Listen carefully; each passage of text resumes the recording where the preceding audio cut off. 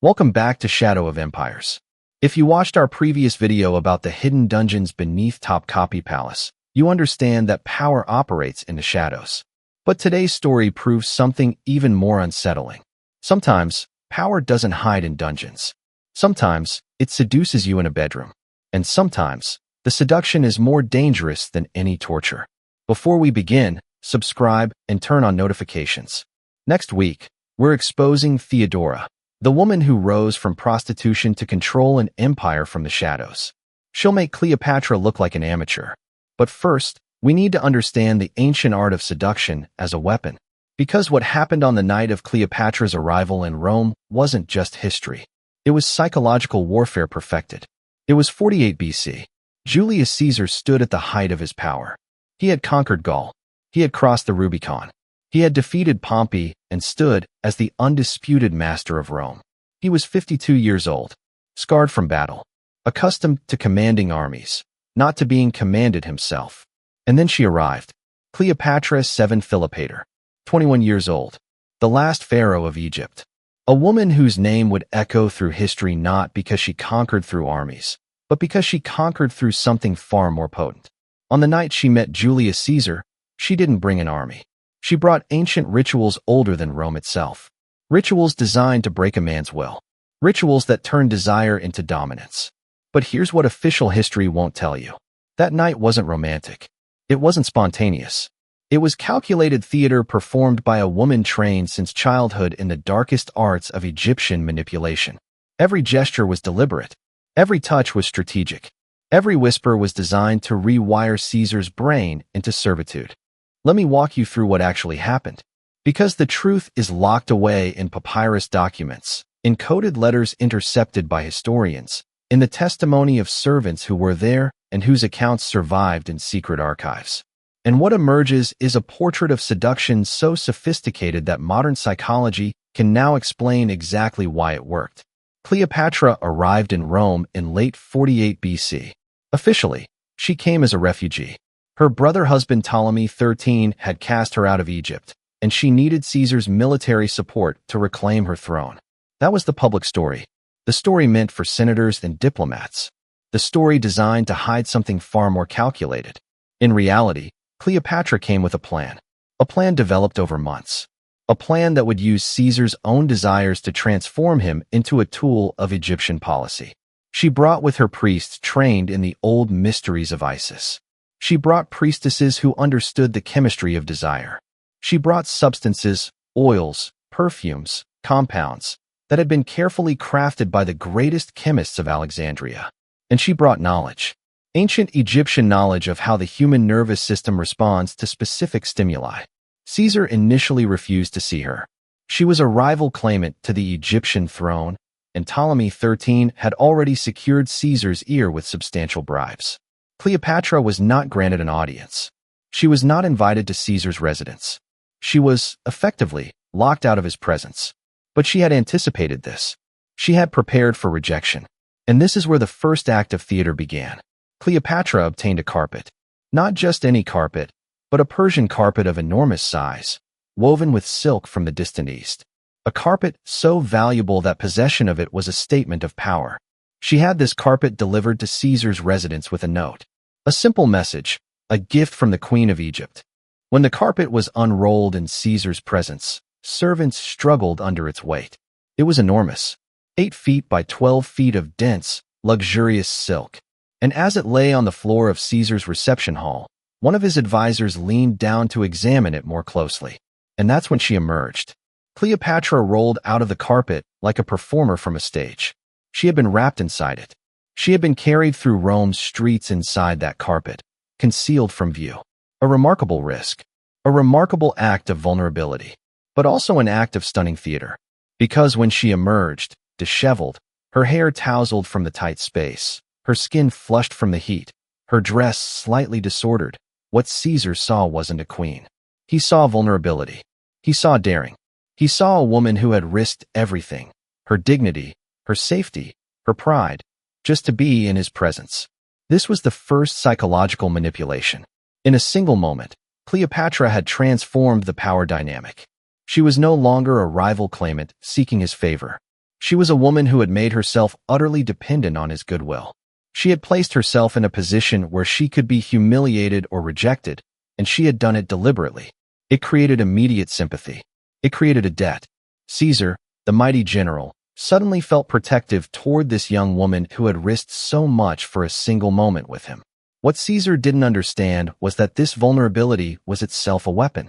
It was designed to trigger specific neurochemical responses in his brain. When a powerful man encounters a woman who has made herself vulnerable to him, it activates both protective instincts and predatory instincts. It creates a heady mixture of emotions that makes a man feel simultaneously protective and dominant. It's a state of arousal that goes beyond the merely sexual. It's a state where a man begins to lose his rational judgment. Cleopatra understood this. She had studied the psychology of power. She had trained her entire life to recognize and exploit the weaknesses of powerful men. And in that moment, rolling out of a carpet like a performer, she had already won half the battle. What happened next was invitation to Caesar's private chambers. Not immediately. That would have been too crude. First came dinner. But this dinner was not merely food. It was theater. It was chemistry. It was ancient Egyptian ritual disguised as hospitality. Cleopatra chose the menu with precision. Foods that stimulate the nervous system. Pomegranate, a fruit associated with fertility and desire in ancient Egypt. Oysters, which contain compounds that enhance sexual sensitivity. Figs drenched in honey and spices. Cinnamon, which increases blood flow and sensitivity. Wine, but not ordinary wine. Wine mixed with substances, careful, calculated amounts of compounds derived from plants that heightened sensation while clouding judgment. The serving was theatrical. Cleopatra didn't simply present food. She performed the feeding. She would place food in her own mouth first, then offer it to Caesar. She would wipe honey from her lips, then touch those same lips to his. She was using her body as a conduit. She was creating a sensory experience where the boundary between feeding and seduction became deliberately blurred. And here's what's crucial. Caesar wasn't drugged in the conventional sense. The amounts were too small to cause intoxication. Rather, they were designed to subtly amplify his existing desires, to lower his psychological defenses, to make him more receptive to suggestion, to put him into a state where he was conscious and coherent, but emotionally more open, more responsive, more suggestible. Throughout the dinner, Cleopatra spoke, and what she spoke about was carefully calculated. She didn't discuss politics. She didn't discuss the Egyptian throne or military strategy. Instead, she spoke about desire. She spoke about power. She spoke about the nature of love and conquest. She spoke in riddles and metaphors derived from ancient Egyptian poetry. Poetry so sophisticated, so layered with meaning, that it operated on multiple levels simultaneously. On the surface level, she was engaging Caesar in intellectual conversation. But on a deeper level, every metaphor was sexual. Every riddle was about conquest and surrender. Every poem was designed to rewire Caesar's thinking patterns. She was literally reprogramming his brain through language, teaching it to associate her presence with pleasure, with power, with the idea that surrendering to her was itself a form of victory. And as the night progressed, she introduced music. Musicians emerged from the shadows, priestesses trained in the temple of Isis, women who understood the acoustic and neurological effects of specific rhythms and melodies. The music began slowly, hypnotic, repetitive patterns that sync with human heartbeat and breathing. As the night progressed, the music became more complex, more layered, building in intensity in ways designed to amplify arousal. Then came the performance. Cleopatra rose and danced. But this was not mere entertainment. This was ancient Egyptian ritual, a dance form that had been perfected over centuries specifically for its effects on male psychology. The movements were deliberately slow and sinuous at first, every curve of her body moving in patterns that naturally draw the eye and activate the primitive brain. Her hips moved in figure-8 patterns, patterns that unconsciously trigger mating responses in human neurobiology. And as she danced, she maintained eye contact with Caesar. Unbroken eye contact. In human psychology, sustained eye contact creates a sense of intimacy and connection that bypasses rational thinking. It creates a bond. It signals trust and invitation.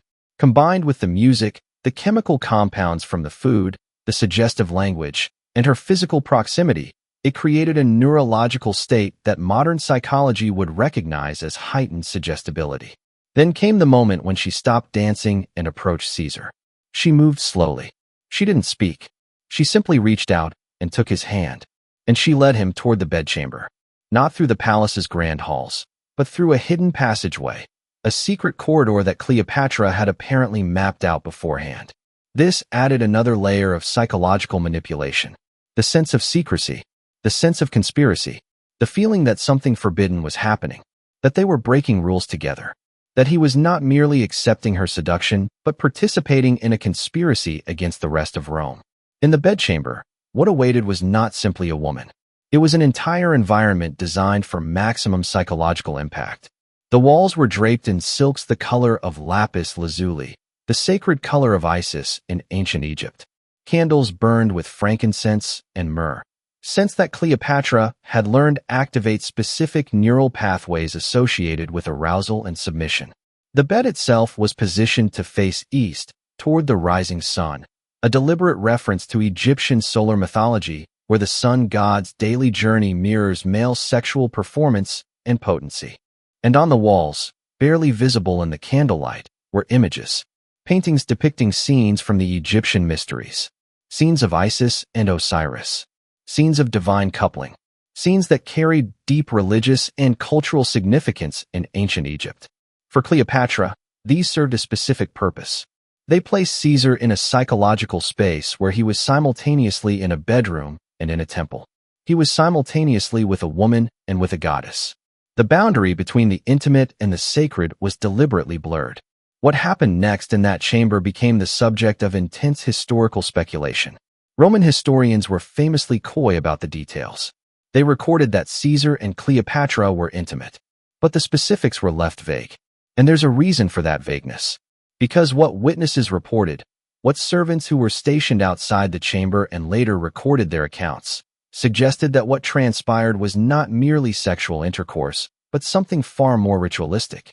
According to fragmentary accounts preserved in secret Vatican archives, Cleopatra performed what scholars now recognize as an ancient Egyptian fertility rite, a ritual specifically designed to create a sense of spiritual bonding.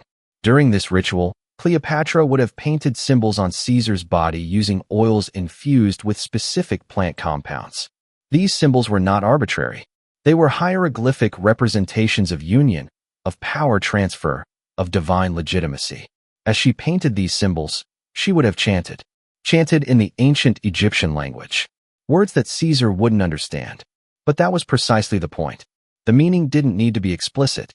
The cadence of the language, the rhythmic patterns of the chanting, created a neurological state where meaning became secondary to sensation, where words operated on a subconscious level rather than through conscious understanding. One particularly significant detail emerged in later accounts. Cleopatra allegedly used her own blood as part of the ritual. According to some sources, she had timed this encounter to coincide with a specific point in her menstrual cycle. And during the ritual, she would have marked Caesar's body with her own blood, mixed with the oils and the symbols. In ancient Egyptian belief systems, blood carried spiritual essence. It carried power. By marking Caesar with her blood, Cleopatra was engaging in a form of spiritual binding. She was performing a ritual that, in the context of ancient Egyptian mysticism, created an unbreakable spiritual bond. This is where the manipulation transcended the merely sexual. This was psychological warfare disguised as spiritual union. This was Cleopatra using Caesar's own belief systems, his exposure to Egyptian mysticism, his intellectual curiosity about ancient religions, his romantic notions of transcendent experience, against him. And here's what's crucial. When Caesar emerged from that chamber the next morning, he wasn't simply a man who had slept with a woman. He was a man who had undergone what he experienced as a form of spiritual transformation. He had been exposed to ancient mysteries. He had participated in rituals older than his own civilization.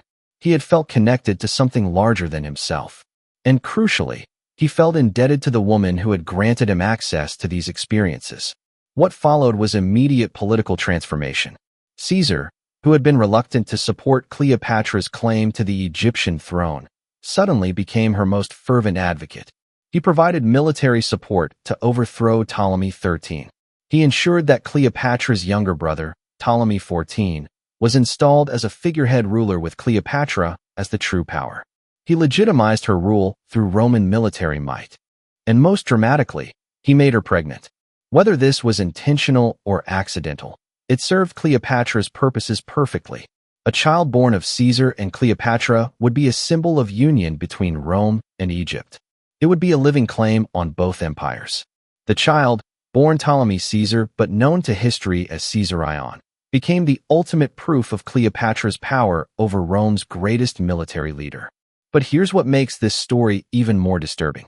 Caesar wasn't the only victim of this strategy. Cleopatra later employed similar tactics on Mark Antony.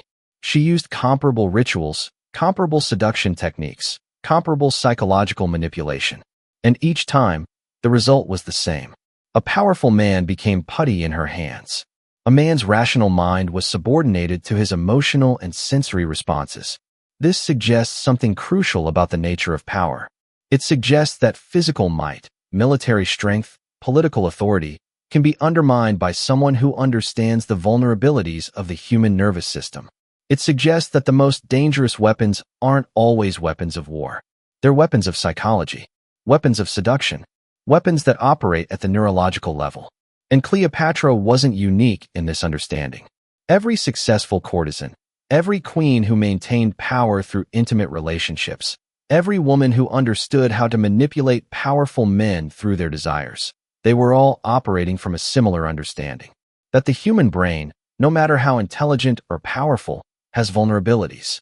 That these vulnerabilities can be identified and exploited. That with the right knowledge and the right strategy, a single person can reshape the destiny of empires. What makes Cleopatra's story particularly significant is that she elevated this manipulation to an art form. She combined the physical seduction with intellectual engagement. She combined the chemical with the psychological. She combined the sensory with the spiritual.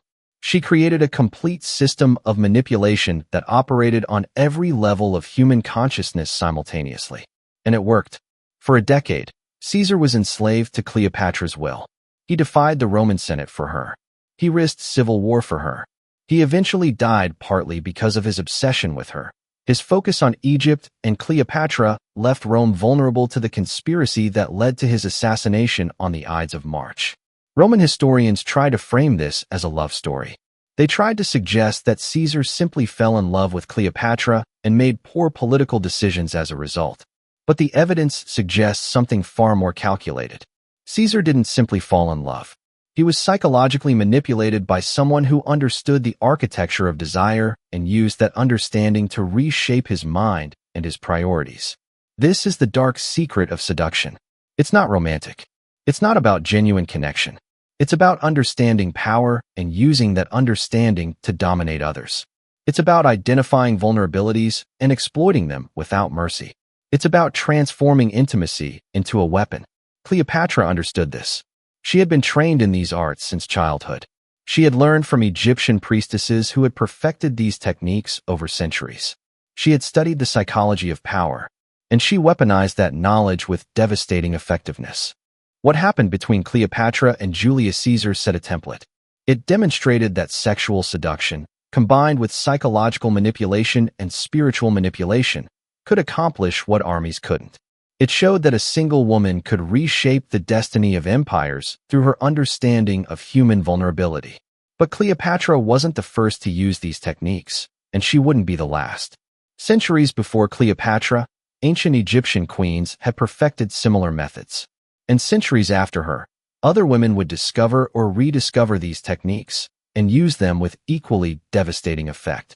But there was one woman who took Cleopatra's techniques and elevated them to something even more sinister. A woman who rose from the absolute bottom of society and used seduction and manipulation to control an entire empire.